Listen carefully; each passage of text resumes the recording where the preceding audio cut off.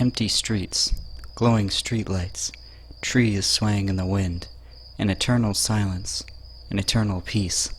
This is the allure of the night.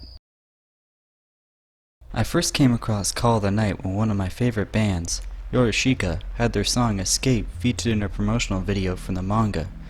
The PV used various real-world shots of recognizable locations during the night around Japan, while inserting the main cast of the series into said locations.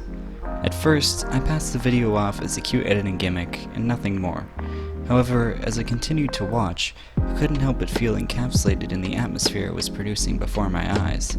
The song that sang of escapism in the dead of night, paired with the perfect blend of real-world imagery and art pulled from a manga, effectively and passionately allowed me to understand the kind of emotions this manga was trying to emit from the reader.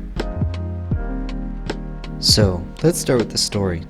It follows a 14-year-old boy named Ko who has insomnia and decides to wander the streets one night.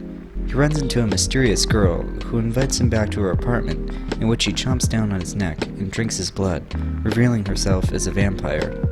To Ko's surprise, she explains that in order to turn, the victim needs to fall in love with the vampire feeding off of them. Ko, already feeling worn out by school life and his responsibilities, decides to make it his mission to turn into a vampire, so he can ultimately abandon all human life and live forever in the night.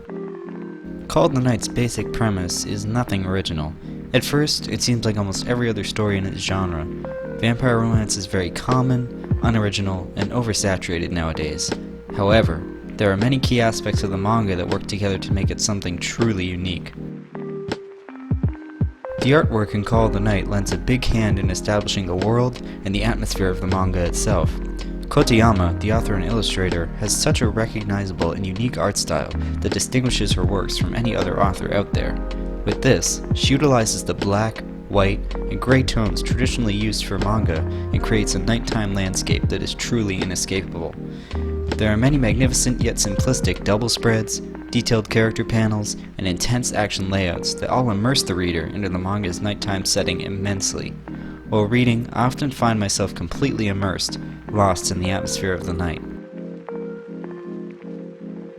The story, while having a seemingly bland and run-of-the-mill premise, has some very intriguing beats to it, and engaging characters to match. While having vampires be a main part of its overall story, the focus is truly on the consequences of becoming one, and the abandonment of all responsibility. Our protagonist, Ko, puts on a facade at school. He pretends to be a top student, a crowd pleaser. This eventually wears him out, which is why he drops out of school and wanders the night, leading him to eventually want to become a vampire, simply to leave all of that behind him. Slowly but surely, the story challenges this idea of abandoning responsibility and your problems, as Ko finds it less and less appealing to become a vampire, due to new discoveries about their lifestyle and habits throughout the story. The characters are diverse in personality and design, keeping the reader engaged as new, intriguing personalities enter the story, and familiar faces slowly become more and more beloved as time passes on. Truly, the writing is the strongest aspect of Call of the Night. Call of the Night is an unexpected hidden gem, one that has unique art, intriguing characters, and a strong narrative. A narrative that begs the question, is it truly worth it to throw everything away in the name of freedom, in the name of walking the night for an eternity?